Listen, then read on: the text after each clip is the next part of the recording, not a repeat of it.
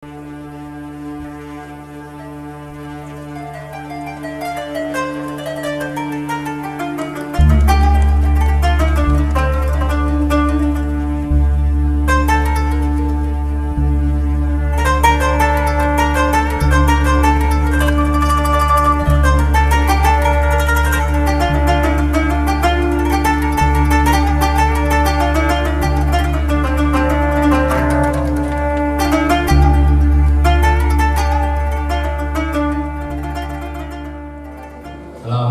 warahmatullahi wabarakatuh.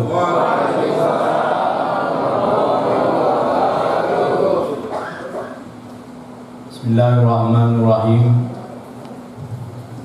Alhamdulillah qail wa ma arsalnaka illa rahmatan lil alamin. Wassalatu wassalamu ala sayyidina Muhammadin wa ala alihi wa sahbihi ajma'in. Amma ba'du. Jamaah sekalian, bapak-bapak, ibu-ibu, jamaah Masjid Darul Hidayah rahimakumullah, tanpa kecuali yang kami hormati, wabil khusus para asatid, tokoh masyarakat, segenap pengurus DKM, juga panitia peringatan Maulid pada hari ini. Mudah-mudahan kita semua mendapatkan barokah dan syafaat Rasulullah Sallallahu Alaihi Wasallam. Ini mohon maaf nih, Bang Buan. Ini kawan saya udah lama banget. Kawan aja deh ya. Apa Bang Buan? Mohon maaf nih Bang Buan, ke belakang. Ya, ke belakang itu. Yang kami hormati ya, abang saya ini, Bang Fuad. Mudah-mudahan Allah panjangkan umurnya, berkah hidupnya. Bapak Ibu sekalian, tadi ada, kalau bahasa Betawi, selentingan dari tokoh di sini tentang orang-orang yang tidak mau bermaulid. Biarkan saja, ya. Tapi kita asik aja maulid gitu. Gak usah terpengaruh. Toh maulid makin dibid'ahkan, dunia makin merayakan gitu aja. Gak ada satu negara yang tidak merayakan maulid. Jadi yang bid'ah itu siapa? Mereka yang baru, yang mengharapkan maulid. Padahal maulid udah dari dulu deh ada. Nantilah saya jelasin. Saya ingin mengajak bapak-bapak sekalian, kenapa kita mesti maulid gitu? Karena Rasulullah Sallallahu Alaihi Wasallam itu banyak keistimewaan, baik beliau dan umatnya. Profesor, Doktor Sayyid Muhammad Alawi bin Abbas Al-Maliki Al-Hasani itu dalam kitabnya Syaraful Ummatil Muhammadiyah, yang sekarang nama kitabnya ganti menjadi Khosaisu Muhammadin Sallallahu Alaihi Wasallam, keistimewaan umat Nabi Muhammad Sallallahu Alaihi Wasallam. Beliau ungkap ada 14 keistimewaan umat Nabi Muhammad Sallallahu Alaihi Wasallam. Yang pertama, Raf'ul Isri, diangkat syariat yang berat-berat yang pernah ditimpakan kepada nabi-nabi sebelumnya. Antara lain apa ya? Qat'u maudi'in najasah. Kalau umat Nabi dahulu, kalau mereka terkena najis pakaiannya, nggak cukup dicuci tapi perlu dipotong. Coba ibu bayangkan kalau ada di zaman Nabi Musa, harus berapa punya kain? Dikencingin, potong, ingin potong, habis kain kita selemari. Tapi umat Nabi, nah kalau kita ngaji fikih kan najis terbagi 3. Ada najis yang berat, kelas berat, muwalladhah. Ada najis menengah, mutawassithah. Ada najis yang ringan, mukhaffafah. Cuma ada najis yang hilang di dalam peredarannya apa? Najis muhaffafah nyaris sudah nggak ada. Bab kriteria hadis muhaffafah itu kalau kita ngaji fikih, kencing bayi laki-laki yang umurnya belum 2 tahun dan hanya makan susu atau ASI. Nah sekarang anak 1 tahun, apa yang namanya makan dia makan. Betul apa betul? Namanya makan jengkol, tuh bayi makan jengkol juga. Makan tambahannya udah banyak. Ya, makanya ada najis yang hilang di peredaran berarti muhaffafah. Nah, intinya begini, kalau umat Nabi kan dilihat dulu najisnya, enggak seperti umat Nabi dahulu. Nah, itu satu dah. Ya. Jadi Said Muhammad Alawi ungkap sampai 14 keistimewaan. Yang pertama tadi Rabbul Isri, diangkat syariat yang berat-berat. Kemudian masih dalam nomor pertama ada mu'akalatil haid.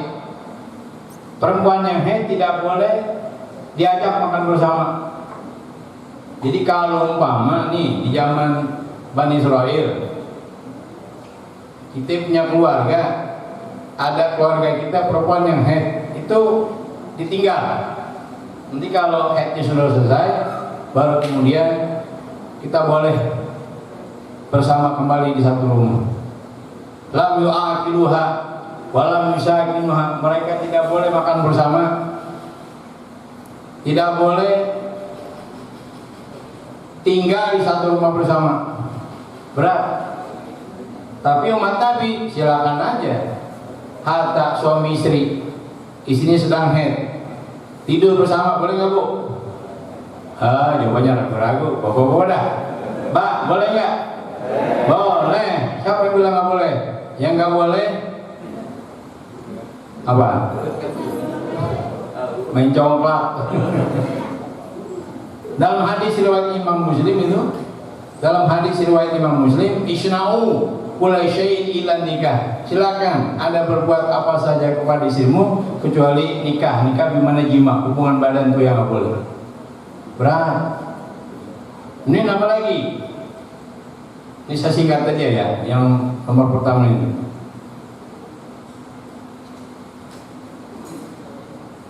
Ibtida'u ashabil ma'asi minhum. Pelaku maksiat ketahuan begitu. Jadi kalau Bani Israel dulu, kalau mereka berbuat dosa malam hari, kadang-kadang pagi harinya di rumahnya, di pintunya ada tulisan si fulan berbuat dosa ini, maka sanksinya ini. Siapa yang nulis nggak tahu. Itu sering terjadi di zaman Bani Israel. Coba kalau umpama nih kita ada zaman Bani Israel, pegallah gerah, ya.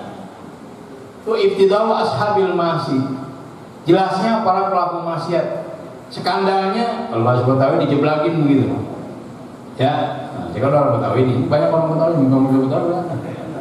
Ya. Kalau Bang buat orang mana saya nggak tahu asalnya. Betawi belak pojok lah. Kalau umat Nabi selama dia nggak buka, nggak akan ada yang buka. Makanya kan sampai Rasul katakan kullu ummati mu'afat ilal mujahirin. Semua umatku dimaafi, kecuali orang yang malah berbuat maksiat, paling dicerita sama kawannya. Itu yang nggak dimaafin. Makanya kalau udah kita punya maksiat kepada Allah, taubat, jangan kemudian kita bangga cerita. Ini yang nggak dimaafkan.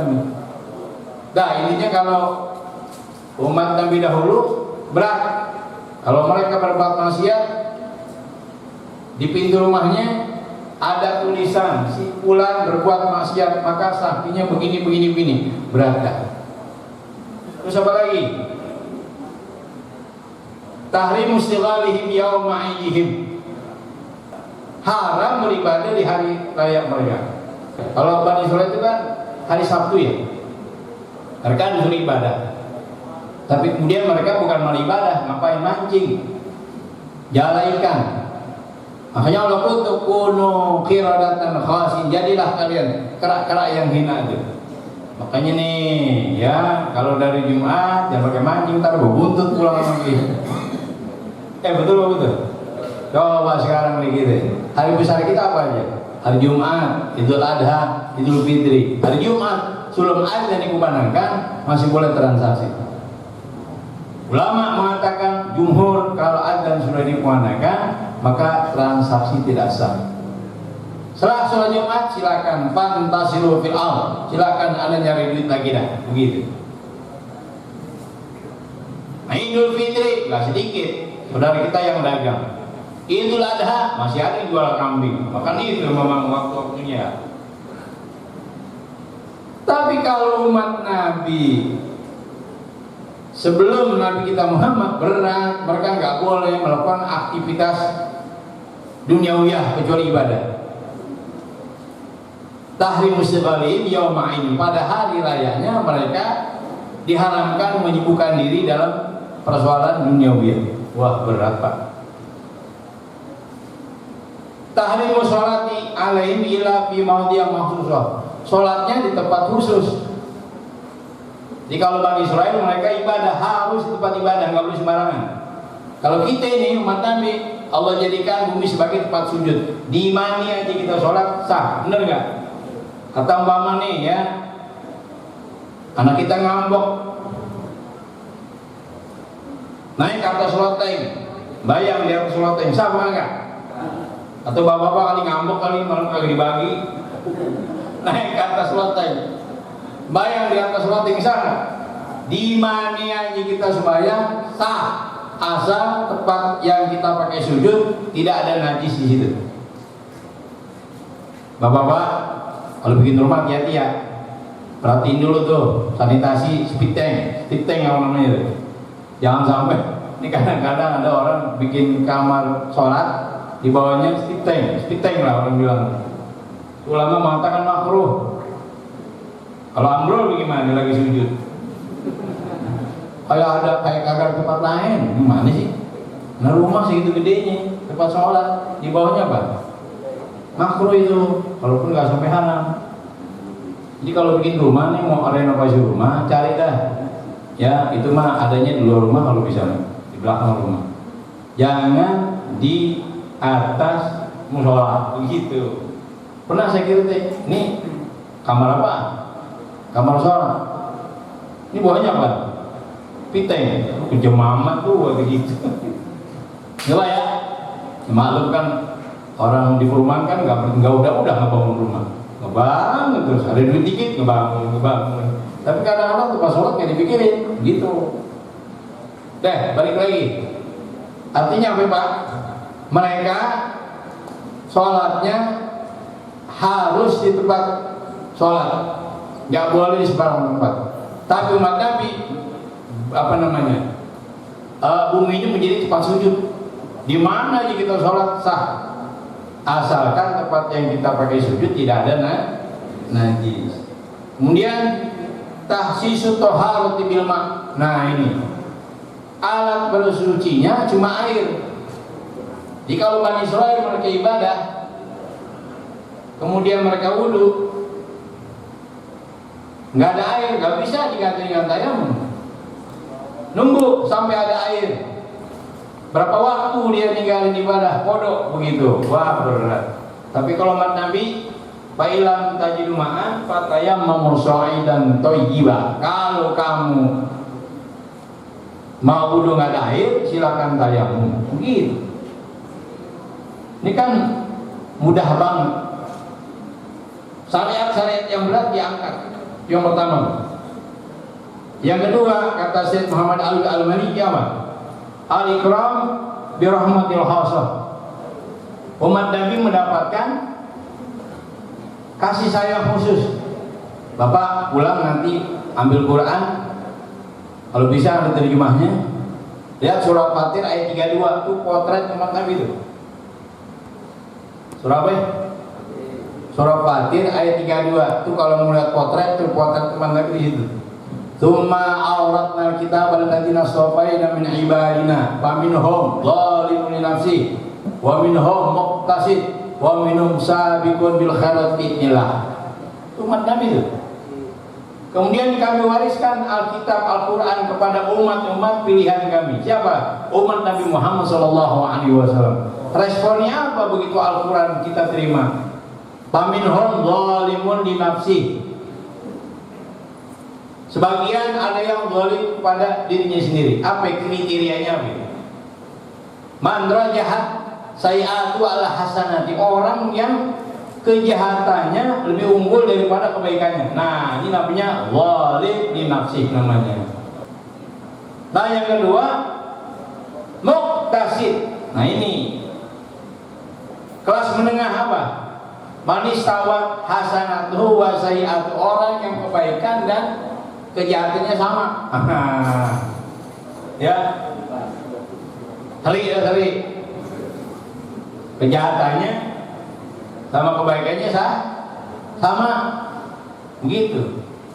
Sholat, nimpe senda, jalan terus. Ini namanya umat yang zalim li nafsi. Sholat, tapi gibah nggak udah gitu. Tapi yang Nabi kepengen, mudah-mudahan kita ada di sini, Pak. Sabiq bil khairat, orang yang terdepan dalam melakukan kebaikan. Diajak oleh panitia pembangunan masjid, renovasi kedua ya, udah paling depan dia. Nabi bangga tuh kalau umatnya menjadi umat yang sabiq bil khairat. Selalu menjadi sponsor, selalu yang terdepan kalau diajak kebaikan. Pak RT ngajak apa? Kerja bakti, udah paling dulu bawa sapu dia, bawa pacul. Ya, jangankan lu ngumumin, gua ngumumin aja gua nyapu. Gitu. Lalu dengan kan buat kita. Lingkungan tahu siapa yang rugi. Ini orang kayak gini. Allah bilang sabiqul khairat. Bukan soal agama aja, termasuk sarana-sarana umum. Ya. Nah ini Nabi bangga tuh kalau yang kita ini masuk kategori sabiq bil khair. Lalu apa yang dimaksud dengan rahmat khusus? Semuanya masuk surga gitu. Zalim li nafsi masuk surga. Kalau sabiq bil khairat yadkhuluna jannah bighairi hisab. Masuk surga nggak pakai kalkulator udah. Tanpa dihisab dalam pengajian udah. Kalau muqtasid yadkhulul jannah bi rahmatillah, masuk surga dengan rahmat Allah. Yang zalim li nafsi yadkhulul jannah bi syafaati Rasulillah sallallahu alaihi wasallam. Dia masuk surga dengan syafaat Rasulullah sallallahu alaihi wasallam. Tapi Bapak, syafaat itu kayak kain golong. Kampian maulid mulu, bayang kagak, mudah-mudahan dapat syafaat. Syafaat ibarat kain bolong. Karena kita ini punya kain bolong, kita bawa ke tukang jahit, kita apain? Kita tambah, tuh syafaat namanya tuh. Bayang kagak, puasa kagak, haji kagak mau, zakat ogah, ngarepin syafaat mulu. Apa yang mau ditambah kalau kainnya kagak? Ya, kita kan sholat, coba kayak apa dah? Kalau Imam Al-Ghazali kalau sholat satu huruf nggak kebayang dibatalin. Nah kalau kita dari takbir sama salam kebayang apa? Paling pandai kita bikin sinetron, cerpen, ya kan? Sebelum sholat nggak kebayang tuh kunci hilang. Begitu sholat kebayang. Kadang-kadang Pak Ustad hilang kunci, iya. Pak Ustad sholat aja ntar ketemu dah kunci. Kurang ajar. Kita ini paling pandai Pak bikin cerita pendek, bener nggak?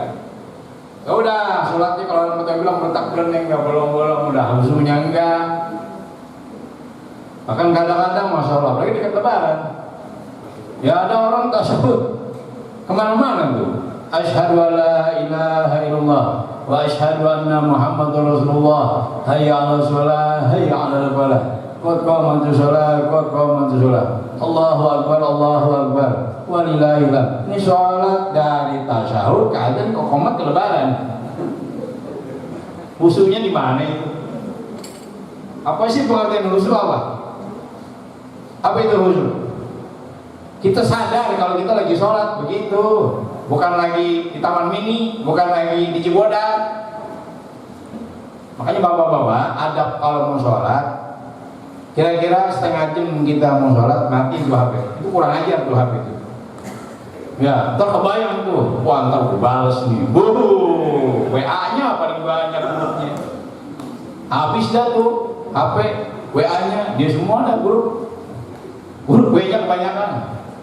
Makanya kata guru saya, jadi sob, mau tenang gak hidup? Ya mau Kiai, hapus semua grup WA. Begitu doang, makanya gua nggak ada grup WA sekarang. Jadi kalau mau japri aja udah. Mau bikin puyeng, bikin emang enak punya WA, grup WA ada, yang ngomel, yang apa? Udah makin udah. Itu kata guru saya begitu. Sampai mau tenang hidup, ya hapus semua grup WA. Ya, guru saya nggak pegang HP. Bang buat nyari-nyari kali itu. Saya setiap dimasukin grup saya keluar. Apalagi nih kita mau sholat main HP, ya udah bayang semua apa yang kita komentari. Ya, ini mah bukan ngajarin nih mah, ya guruin. Guru, ya kalaupun mau ber-WA, gunakan yang sebaik-baiknya. Ya, jangan dipakai buat ngancem, jangan dipakai buat ngatain orang. Luar biasa ya. Deh. Nah kalau yang tadi itu yang zalim nafsi, dia masuk surga dengan syafaat Rasulullah Shallallahu Alaihi Wasallam. Pak Ustadz emang syafaat ada. Inti kalau kaji syafaat biar tuntas, jangan pada siap. Saya ajarin sama Ustadz begini. Yang kadang-kadang, sholawat emang syafaat ada apa hati gitu. Jadi sini, ayo diskusi sama saya. Kumpulin semua ayat yang menerangkan tentang syafaat. Kumpulin semua hadis yang menerangkan tentang syafaat. Ayo kita kaji baru tuntas. Jangan setiap ada ayat begini pahami begitu. Walillahi syafa'atu jami'a. Milik Allah semua syafaat. Manusia punya syafaat. Iya PA ngaji di mana? Lihat dong dalam ayat yang lain. Kita sering baca tuh, man dzalladzi yashfa'u indahu la ya'lamu. Siapa sih yang punya syafaat kalau bukan dengan izin Allah? Jadi nanti Nabi diizinkan untuk memberikan syafaat kepada umatnya, ulama diberikan izin untuk memberikan syafaat kepada jamaahnya, orang-orang mati syahid diberikan izin untuk memberikan syafaat kepada orang yang mereka cintai, orang-orang soleh, bahkan anak yang diakikahkan akan memberikan syafaat kepada orang tua. Itu kata Imam Ahmad bin Hanbal. Ini bukan kayak kaleng-kaleng yang ngomong tuh katanya. Imam Ahmad bin Hanbal yang bicara, baca At-Tamanul Yaniyah fi Riyadul Badiah.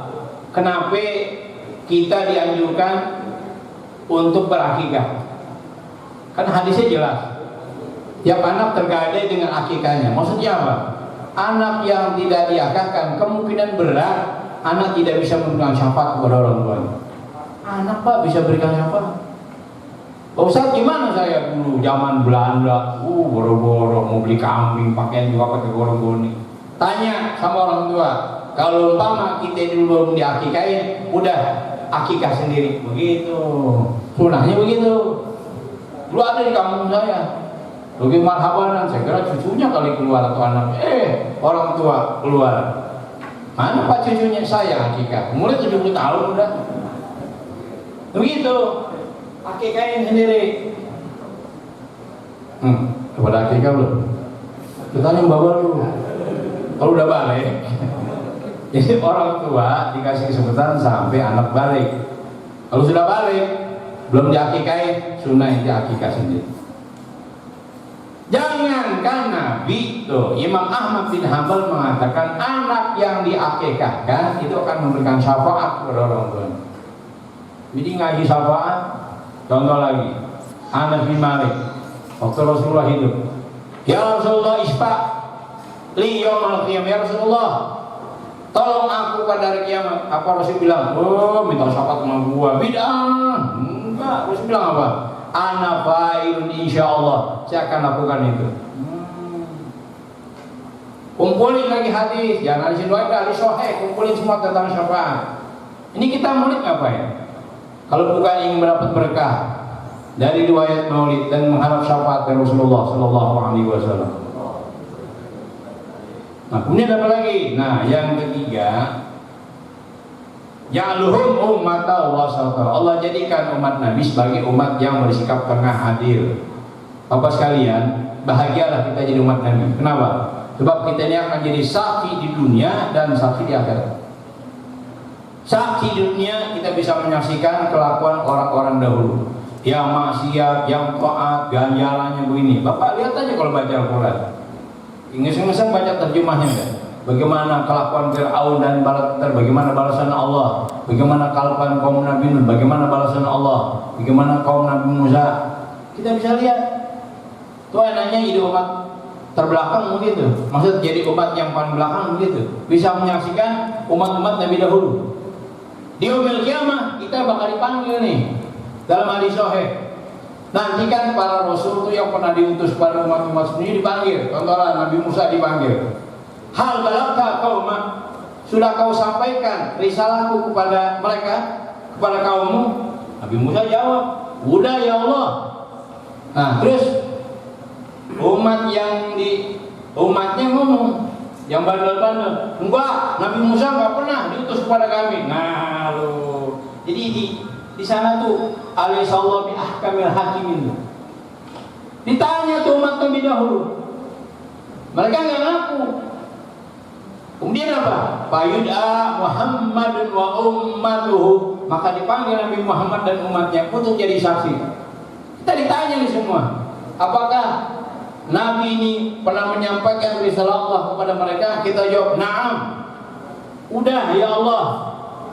Dari mana kau tahu? Naqra'ul Quran. Kami baca Al-Quran. Itu umat Nabi itu. Jadi saksi di dunia, saksi di akhirat. Makanya kan kita hidup perlu hati-hati.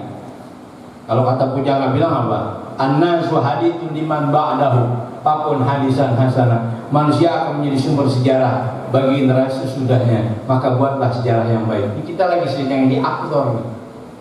Ya, jangan dikira Pak, kelakuan kita nggak dibaca sama anak kita. Jangan dikira kelakuan kita nggak dibaca sama murid kita. Saya punya pesantren, punya santri. Makanya kadang-kadang begitu kiainya meninggal dibikinin manaqib. Itu kan tentang apa?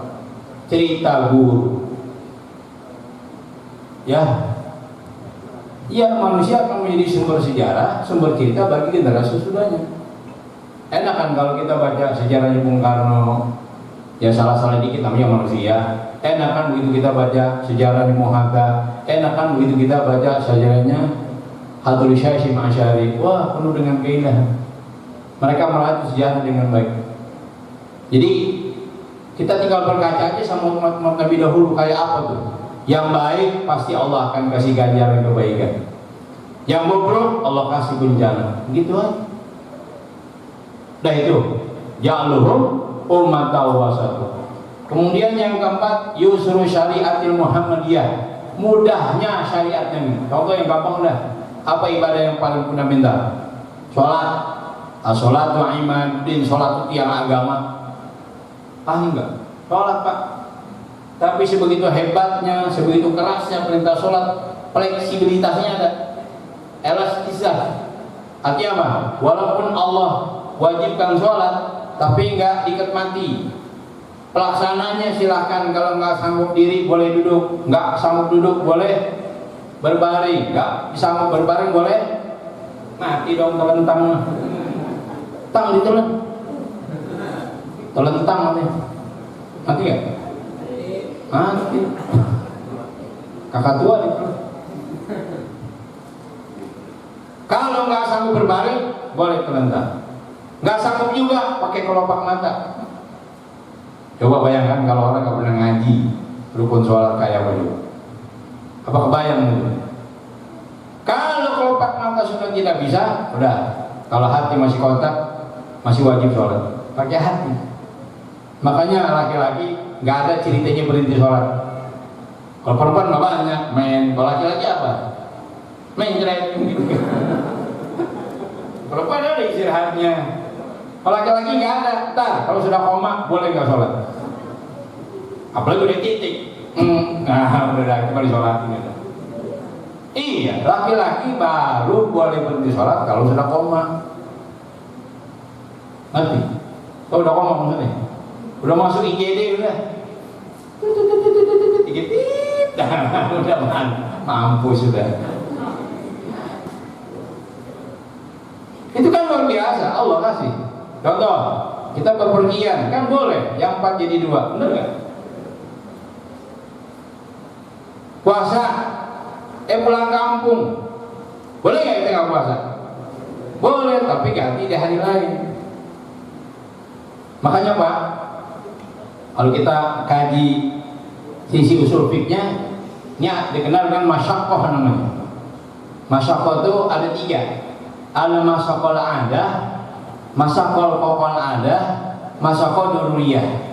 Ada sulit yang dianggap biasa, kayak kita sholat 5 waktu. Ayo saya tanya, sholat 5 waktu sulit nggak? Sulit. Siapa bilang kagak? Tahu dulu lah, pergi sholat subuh ngapain? Paham nggak? Lagi yang udah berumah tangga, langsung wudhu aja ngapain dulu? Mandi itu dingin nggak? Dingin, mah kagak dingin wah. Lagi sekarang musim hujan ya. Itu so tau lu. Lihat aja. Siapa bilang nggak sholat nggak? Sulit, tapi sulit dianggap biasa sebagai pembuktian bahwa kita punya Tuhan. Jadi kalau orang nggak sholat sama juga lu nggak punya Tuhan, begitu. Itu sulit biasa namanya. Pak Ustadz saya puasa lapar. Ya iya, kalau orang nggak lapar bukan puasa namanya. Datang lihat mulu. Makanya ada anak muda kalau sholat cuma 2 jam. Tidur dah dari subuh ntar bangun zuhur. Tidur lagi bangun maghrib. Manduannya makanya begitu habis Idul Fitri apa? Badan gemuk. Banyak apa? Banyak ibadah. Paham ya? Artinya kita dalam keadaan bepergian boleh kita nggak apa? Jadi sebelum hamba Allah menggerutu, Allah kasih dulu fasilitas hukumnya. Apa? Silakan sampean kalau memang lagi keadaan musafir boleh 4 jadi 2. Silakan sampean kalau lagi puasa boleh nggak puasa. Itu namanya sebelum manusia menggerutu Allah sudah siapin. Itu namanya masyaqqah fawqal ada, sulit di atas biasa atau sulit yang luar biasa. Nah ada lagi namanya masyaqqah daruriyah, sulit yang membawa kepada nyawa, kematian, darurat, emergensi. Wah repot nih contoh. Kita terdampar di satu tempat, nggak ada yang kita bisa makan kecuali bangke. Paham nggak? Ada burung mati. Wah ini kalau kita nggak makan, modal kita nih. Udah apa makan? Tapi jangan mentang-mentang boleh semuanya habis sampai cekernya dimakan juga, bulunya dimakan. Itu ada kaidah fikih itu apa? Ad-daruratu tuqaddaru biqadariha. Dalam keadaan darurat diukur kadarnya. Jadi kira-kira makan satu, maaf kalau kira-kira itu udah seger dengan gara-gara makan paha satu, paha ayam, udah yang lainnya lebihnya haram. Begitu. Habis makan haus, dilihat situ ada khamar, ya, ada minuman yang memabukkan, minum, yang kira-kira kita minum bakal seger, selebihnya haram. Oh, kalau satu kurat, kerat-keratnya diminum, nggak boleh. Itu namanya masyaqqah daruriyah namanya. Bapak kan seringnya, siapa yang pernah ke Bali? Pernah ke Bali nggak? Belum pernah, Bali Matraman? Muatan banget tuh. Bali kagak, mau Bali Matraman enggak juga. Mana Bali Matraman? Enggak pernah main? Jangan main di kereta nih Pak. Pak, saya pernah ke Bali 2 minggu. Kadang-kadang ada suatu tempat yang kita nyari makanan halal itu susah. Kadang-kadang begitu kita mau ke sotomi, sebelahnya soto babi. Maaf, ini di Mesir. Mau bilang apa gitu? Tapi udah kita positif thinking aja. Yang kita beli sotomi bukan soto bagong, kan gitu kan? Gak usah bilang begini, Bama nih ada restoran. Kita kan mesennya apa? Ikan bakar. Ya, bukan bagong bakar kan gitu. Gak usah pakai nanya. Pak, ini jangan-jangan Bapak ngegorengnya bekas goreng bagong ya? Gak usah. La tas'alu an asya'in tubdalakum taskum, jangan banyak nanya. Dan kalau kasih tahu jadi susah. Ngerti enggak? Kita beli apa? Beli ikan. Ya udah makan ikan, jangan banyak nanya. Entah kalau diterangin jadi kagak boleh. Masih kayak gitu tuh syarat fleksibilitas. Elastis banget kayak karet begitu. Yang penting jangan nanya ya. Nanti kalau beli ayam di pasar, jangan pakai nanya sama tukang ayam, Pak, motongnya bagaimana Pak? Jangan-jangan Bapak motongnya bukan pakai pisau ayam ditusuk nih. Wah, yang agak beres-beres gitu, nggak makan ayam gitu ya. Ya kalau mau apik sekalian ada tuh dosen saya Profesor, Dokter Husaimah, Pak Hido, yang WMA. Jadi punya anak. Dia cerita sama saya waktu saya S1. Saya S1, S2, S3. Dia juga dosennya. Apik banget orangnya. Ya kalau mau makan ayam, beli ayam yang hidup, dipotong. Gak pernah beli ayam yang sudah dipotong. Kalau mau apik kayak begitu. Tapi umpama kita beli ayam yang di pasar, sah tetap menurut hukum fikih. Asal jangan pakai nanya. Kalau nyana jadi susah. Jadi itu kan gampang banget. Sebegini gampangnya masih banyak umat Islam yang kagak mau sholat. Ngerti nggak? Makanya tadi Bani Israil begitu nggak sholat jadi apa? Jadi monyet, benar nggak? Nah kalau umat Nabi enggak, Nabinya rahmatan lil alamin, rahmat bagi umat, nggak akan jadi monyet enggak. Tapi baik secara anatomis biologis dia bukannya monyet, tapi psikologis nggak beda. Coba lagi, secara anatomis biologis dia bukannya kera, tapi secara psikologis. Sekarang gue tanya nih, monyet sholat gak? Jadi kalau ada orang nggak sholat namanya apa? Lu yang ngomong ya. Bapaknya rajin, maknya rajin, anaknya kagak sholat. Itu orang tua miara apaan? Ya yang sebut miara apaan? Ya anaknya rajin mau sholat, maknya rajin. Ya bapaknya kagak mau. Punya bapak apaan? Bapaknya rajin, anaknya rajin, bininya kagak mau sholat. Itu bapak anak.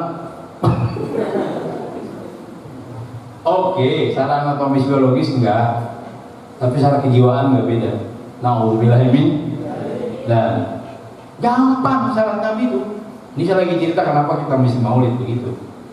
Ya, kalau saya kupas luar biasa nih. Nah itu, sekarang kaulul masih Isa min aqradi hadil ummah. Bahwa Nabi Isa alaihissalam termasuk umat Nabi. Nah, Pak, logikanya bagaimana? Jarak Nabi Isa dengan Nabi Muhammad terpaut 530 tahun. Tapi kok Nabi Isa menjadi umat Nabi? Bagaimana ceritanya nih? Kata orang Betawi bilang, begini Pak, paham ahlu sunnah wal jamaah, nanti menjelang kiamat itu Nabi Isa turun mudak-mudak Dajjal. Tapi masih ada umat Nabi saat itu. Begitu Pak Nabi melaksanakan sholat, Nabi Isa nggak mau jadi imam. Kaifa antum idza nazal ibnu Maryam wa imamukum minkum. Itu dalam hadis sahih Imam Muslim. Bagaimana jadinya kalian nanti kalau Nabi Isa bin Maryam turun sementara imamnya adalah kalian? Ini Nabi Isa begitu sodorin oleh kita jadi imam nggak mau. Udah kamu aja, saya mau jadi makmum. Nabi Isa turun bukan membawa syariat baru, tapi wawatabiun bi syariati Nabi Muhammad sallallahu alaihi wasallam. Dia turun membawa syariat Nabi kita. Dia turun mengikuti syariat Nabi kita. Tuh, makanya saya mengatakan tadi apa? Isa kaunul masih Isa min afradi hadil ummah. Kemudian yang menarik apa? Nuruhum yas'a baina aidihim. Cahaya umat Nabi kelihatan tuh ntar jidatnya tuh. Simahum fi wujuh min athari sujud. Benar gak? Nanti Nabi ngenalin umatnya jidatnya pada menyala, terang gitu. Tanda-tanda mereka di mukanya tuh ya ada cahaya.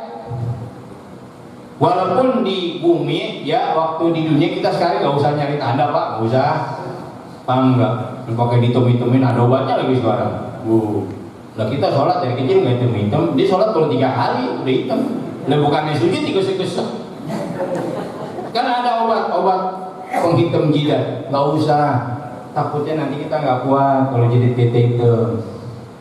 Maka sunnahnya kalau kita sujud tekan, tapi jangan terlalu kencang. Ini karena ada apa?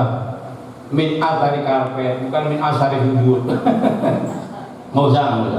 Ya, tapi kalau hitam itu resiko orang sujud. Mungkin sholat tahajudnya sering kali, nggak ada masalah. Cuma jangan nyari hitam. Cuma saya aneh aja gitu. Nah orang baru taubat. Kalau bahasa sekarang hijrah. Nah baru hijrah tahu tuh jidat udah hitam. Ini lu sujud apa tauhid malah lu gitu. Nggak usah, ntar ada. Allah kasih tuh.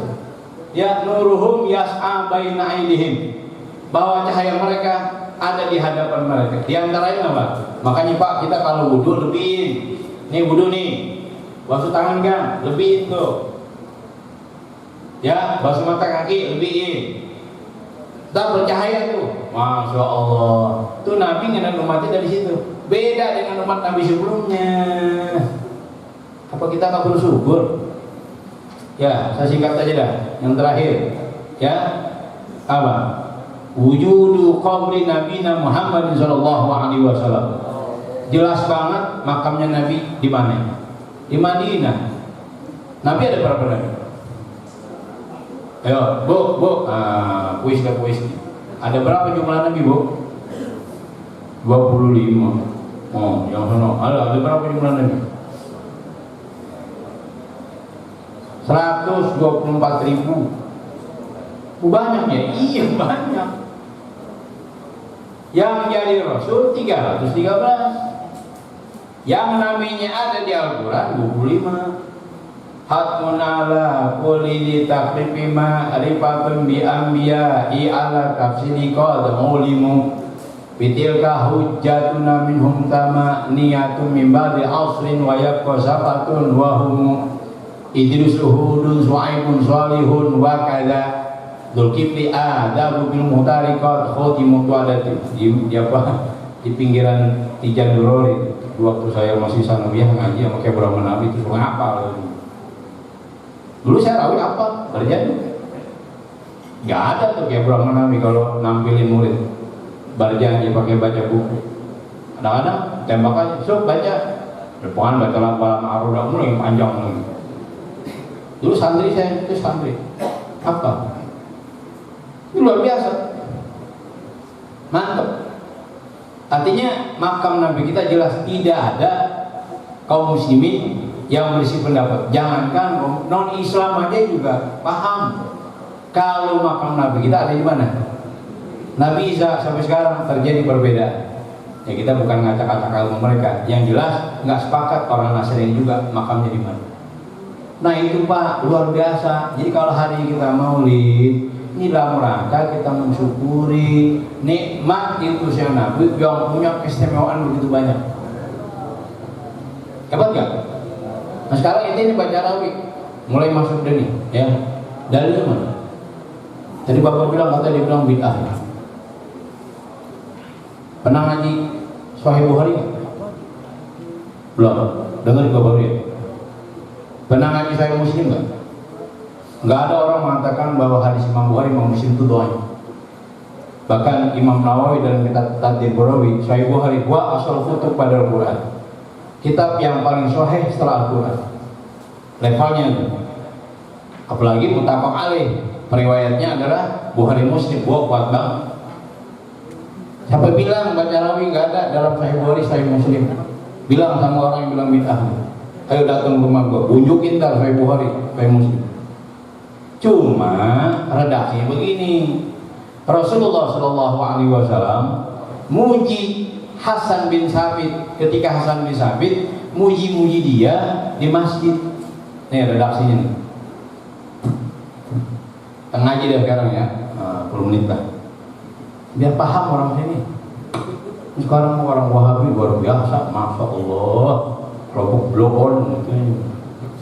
Jadi saya bilang blokon, kenapa? Agak mau terbuka hatinya. Katanya ngaji hati. Kita tunjukin nih dalam baca rawi ada Bukhari Muslim. Kalau ini nukilannya, kalau saya bawa Bukhari Muslim, masya Allah Pak, berat banget. Jadi begini, ya. Jadi Wa an Sa'id bin Musayyib, dari Sa'id bin Musayyib, ada yang baca Musayyib. Qala marra Umar fil masjid wa Hasan yumsid. Satu ketika Umar bin Khattab melewati masjid, Hasan bin Sabit sedang baca nasidah. Dulu nasidah namanya, lantunan syair. Fal hadharu Umar ay nadhara ilahi nadratain karim. Apa yang terjadi? Umar marah melihat Hasan bin Sabit baca-baca syair muji Nabi. Wow, ingkar ya. Tapi apa kata Hasan bin Sabit? Faqala kuntu unshidu bihi, kuntu unshidu wa bihi man huwa khairun minka. Umar, dulu Anda baca syair ini, di dalam masjid ada orang yang lebih mulia dari kamu. Siapa? Rasulullah Shallallahu Alaihi Wasallam. Rasulullah nggak marah, saya puji-puji. Bahkan dia sampai mengatakan, Tsumma tafata ila Abi Hurairah. Kemudian Hasan bin Sabit menoleh ke Abu Hurairah. Saat itu di masjid ada Abu Hurairah. Ada 3 orang tuh, Umar bin Khattab, Abu Hurairah, dan Hasan bin Sabit. Begitu Hasan bin Sabit diomelin, dia noleh ke Abu Hurairah. Samita Rasulullah yaqul. Hei Abu Hurairah, pernahkah kau mendengar Rasulullah sallallahu alaihi wasallam berkata, "Ajib anni ya Allah, terima aku." Begitu Rasulullah pernah dipuji-puji di depannya, jadi Hasan bin Sabit pernah muji-muji Nabi depannya. Lalu Nabi nggak marah. Bahkan apa? Ajib anni ya Allah, terima dariku ya Allah. Allahumma ayyidhu biruhil qudus, ya Allah perkuat Hasan bin Sabit dengan Jibril. Malah didoain. Jadi kalau itu syair muji-muji Nabi. Kalau sekarang apa? Berjanji, Situdora, sama juga isinya, itu namanya ilhaq dalam bahasa usul fiqh namanya. Makanya mengkaji. Orang kalau mengkaji agama nggak punya perangkat, nahu nggak punya, sorok nggak punya, balaghah nggak punya, balaghah aja ada bayan, badi, ma'ani, itu di pesantren saya 15 ilmu saya ajarin semua. Nahu, sorok, balaghah, fiqh, usul fiqh, hadis, usulul hadis, tafsir, usulul tafsir, mantik, falak saya ajarin juga. Biar apa? Biar nanti santri saya kalau jadi dai betul-betul punya bekal yang cukup. Orang dakwah tanpa dibekali ilmu, madaratnya lebih banyak daripada manfaat. Ini sekarang terjadi. Mulutnya comel, bid'ah, haram, sesat, surga punya dia yang lain kontrak. Paham nggak? Bilang itu sama orang yang mengatakan maulid bid'ah, maulid baca rawi nggak ada dalilnya. Suruh datang ke rumah saya jeblakin kartu, ada tuh dalilnya tuh di Sahih Bukhari. Nggak ada orang yang berani menghantam Imam Bukhari. Baca di Sahih Bukhari, Sahih Muslim ada. Bahkan dipuji tuh Hasan bin Sabit. Dalam riwayat Aisyah sampai Hasan bin Sabit dikasih tempat khusus buat puji Nabi. Itu dalil. Berbunga aja melototin gue. Mau salah apa? Mau jawab lah. Kasih tahu tuh. No, kata penceramah tuh. Ente bilang apa? Baca rawi enggak ada. Tuh kata penceramah tadi itu ada tuh. Punya nggak kitabnya? Walaupun ente nggak punya, gitu. Gua ada catatan utang nih bukan rawi. Dulu ada namanya Ka'ab bin Zuhair bin Abi Salma. Itu gedeknya sama Nabi nggak ketulungan itu. Itu kalau udah nyela Nabi pakai syair dia. Dibuat syair. Satu ketika saudaranya masuk Islam, mungkin gedek aja itu. Siapa? Ka'ab bin Zuhair bin Abi Salma. Dibikin lagi syair yang isinya mencela Nabi. Nabi dengar syairnya, kata Nabi diancam dikit. Begitu diancam, tekeran tuh siapa? Ka'ab bin Zuhair dikepung oleh sahabat. Dia ketakutan Pak, ngumpet. Akhirnya apa? Adiknya kirim surat, udah kau hadap aja. Silakan sekarang Anda menghadap Rasulullah, enggak apa-apa. Hanya berkat Abu Bakar dianterin. Begitu dianterin apa? Rasul nggak dendam juga, nggak marah, nggak dendam, dia malah senyum. Itu yang lain, tuh sahabat yang lain marah. Ya Rasul, kenapa diginiin orang? Orang benci banget sama kamu. Udah, saya udah maafin. Apa yang terjadi Pak? Langsung menyatakan asyhadu alla ilaha illallah wa annaka Rasulullah. Masuk Islam depan Rasulullah. Kenapa? Rasulullah nggak berdendam. Dia bikin syair depan Nabi juga 51 bait. Orang Arab kan jauh banget kalau udah bikin syair. Makanya Al-Quran itu turun di tengah bangsa Arab yang sedang hebat-hebatnya tuh bahasa. Umar bin Khattab, sastrawan. Abu Bakar, sastrawan. Sayyidina Ali apa lagi? Silakan deh, ntar pulang. Kalau punya, sekarang udah banyak tuh terjemah dari Syekh Bukhari itu dalil bahwa kenapa ulama tidak ada satupun yang mengatakan baca rawi di masjid itu adalah bid'ah dan haram. Itu buktinya siapa? Tadi Ka'ab bin Zuhair bikin 51 bait syair muji-muji Nabi. Sampai akhirnya Nabi kasih selendang di Burdah namanya. Jadi Pak, Burdah bukan cuma Imam Busiri. Imam Busiri itu ada kira-kira 161 bait, 162 bait. Nah, Ka'ab bin Zuhair punya Burdah juga 51 bait. Kenapa? Nabi demen banget sama yang dirangkai oleh Ka'ab bin Zuhair. Akhirnya dikasih selendang Ka'ab bin Zuhair. Itu selendangnya waktu pas Nabi wafat dibayar sama Muawiyah, dibayar 200.000 dirham. Terus oleh Ja'far al-Mansur dibeli lagi jadi 400.000 dirham. Itu harga selendangnya Nabi itu. Makanya bukan cuma Imam Busiri yang dapat selendang. Kalau Imam Busiri lewat mimpi. Kalau Ka'ab bin Zuhair langsung Nabi kasih. Itu selendangnya begitu Nabi wafat dibayar oleh Muawiyah harga 200.000 dirham. Ada Ja'far al-Mansur kepengen juga di sini. Korban Nabi, selendang Nabi, budah Nabi saya beli 400.000 dirham. Itu hadiah Rasul kepada Ka'ab bin Zuhair yang muji-muji Nabi. Itu tadi itu baca isinya. Isinya apa ya? Muji Nabi. Ini kitab ini keren banget, Haqqaiqan Tasawuf. Yang parah lagi Wahabi mengatakan balik, sebutnya Wahabi ya. Ya. Ibunya Nabi masuk neraka, bapaknya Nabi masuk neraka. Masya Allah, berani banget ngomong kayak gitu ya. Untungnya apa sih ngatain ibu Nabi masuk neraka? Pak Ustadz itu kan ada dalam hadis ya, tapi itu pelajaran sih biar tuntas. Kalau kita ngaji usul fiqh ada namanya nasul Quran bil hadis. Ya, Al-Quran dinasah oleh hadis. Ada. Kadang-kadang nasul hadis bil hadis, hadis dinasah oleh hadis ada. Kadang-kadang nasul hadis bil Quran, hadis dinasah oleh Al-Quran. Jadi begini Pak, ada memang hadis yang menyatakan begitu, tapi hadis itu dinasah oleh Al-Quran. Wa ma kunna mu'adzibina hatta nab'atsa rasulan. Kami tidak akan siksa satu kaum sebelum kami utus seorang rasul. Jadi Nabi, bapaknya dan seluruh orang-orang yang ada di Mekah namanya masa fatrah, masa kekosongan wahyu. Orang yang ada pada masa fatrah, Imam Nawawi, Al-Bantani, Al-Jawi, Al-Misi mengatakan kulhum fil jannah. Begitu.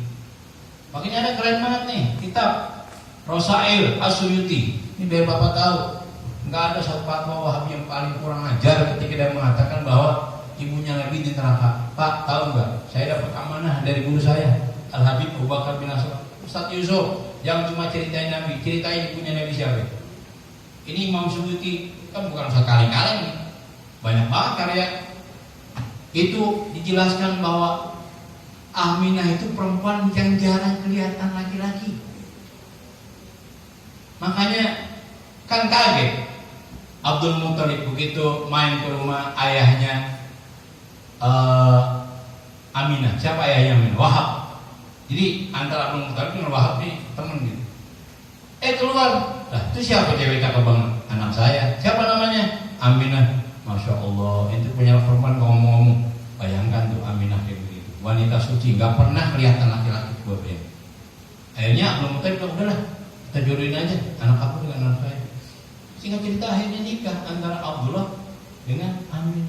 Dua-duanya orang hebat. Pak, Masya Allah nih, ada dulu ulama ngomong begini. Ini saya baca dikit ya. Wah, waktunya dikit lagi dah. Agak tuntas yang ngomong. Ya.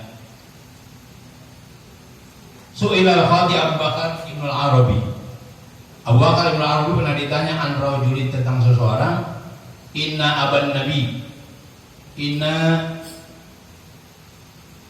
aban nabi finnar, bapaknya Nabi di neraka.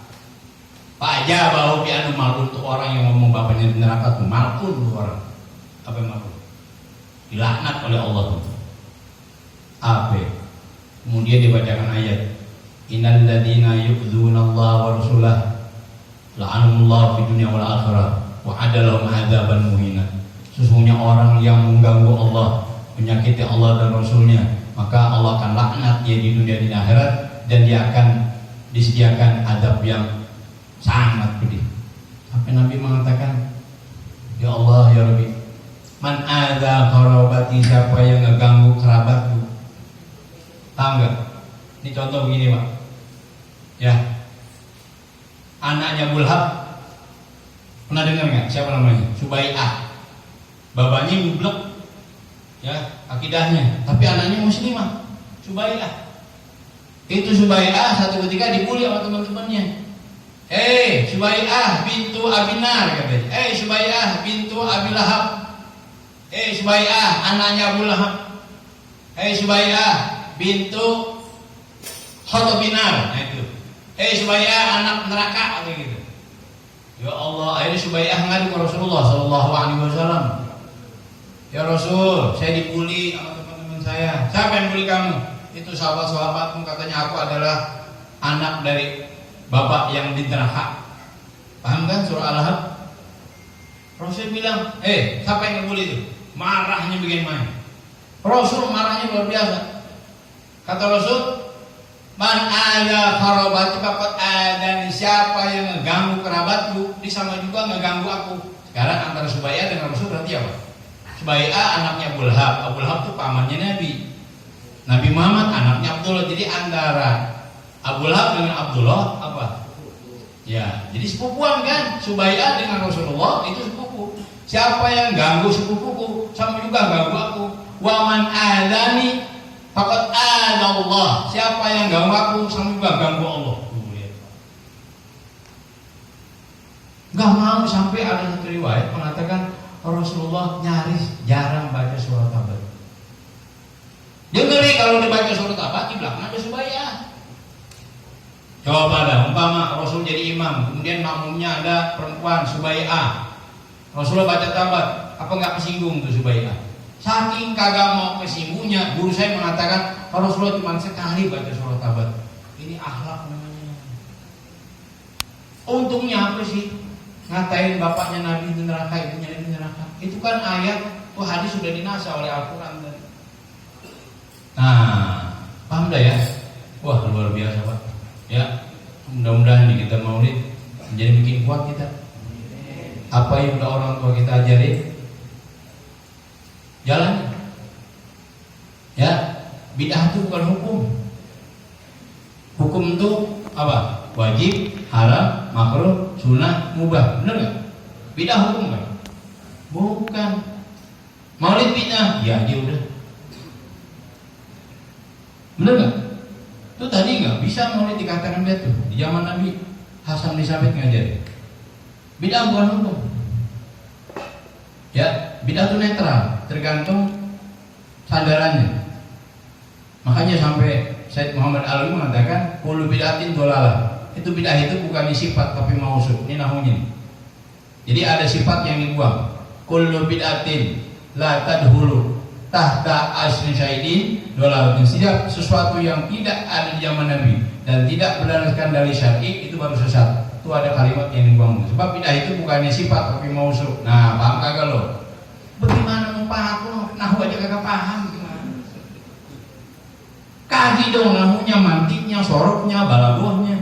Bid'ah itu bukan sifat mausuf, sesuatu yang disifati perlu sifat. Contoh gini, setiap gelas adalah jelek. Kira-kira punya gelas marah nggak? Marah dong, masa gelasnya dikatain jelek. Setiap gelas yang somplak, yang kalau kita minum bibir kita soek itu baru jelek. Nah, bener kan? Jadi gelas itu bukan sifat mausuf. Bid'ah juga begitu. Jadi nggak usah dimarahin kalau ada orang nganten maulid, dia biarin aja. Tapi kan bid'ah hasanah, gitu. Paham nggak? Ini kadang-kadang minta dalil. Dalil itu kan ada dua, ada dalil yang khusus, ada dalil yang am. Ngerti? Dalil itu ada yang umum, ada yang khusus. Bahkan saya bilang dalil maulid bukan am, khos dalil itu. Yang dilakukan oleh apa? Yang dilakukan oleh apa tadi? Hasan bin Thabit. Ini luar biasa. Sudah, mudah-mudahan ya orang sini yang udah maulid tetap maulid. Kalau ada tetangga kita kurang sama maulid, kasih tahu. Kalau perlu sudah datang ke rumah saya. Ya, kita kejedodin. Ya ngapain dapat orang kayak gitu, capek-capek. Ya, jedodin pakai ilmu maksudnya. Di bangku aja. Buat tahu kalau orangnya galak. Mau aku kejedodin aja. wajar banget. Surga punya dia yang mondar. Ampun. Ngerti? Itu jangan sembarangan ngomong. Ya. Tapi kalau diajak, nggak pernah kan Wahabi di forum apa aja debat nggak pernah menang nih. Benar, serius nggak pernah menang debat. Tapi kadang-kadang orang-orang ngomong dicokokin begini-begini, itu nggak benar. Ya udah lewat nih saya ngomong. Ya mudah-mudahan kenapa kita bersih maulid? Tadi kita bersyukur kepada Allah bahwa Rasulullah diutus ya sebagai Rasul yang rahmatin alamin. Di antara yang tadi itu, ya mudah-mudahan kita makin kuat. Mohon maaf. Allahumma fiqila aqdirik. Assalamualaikum warahmatullahi wabarakatuh.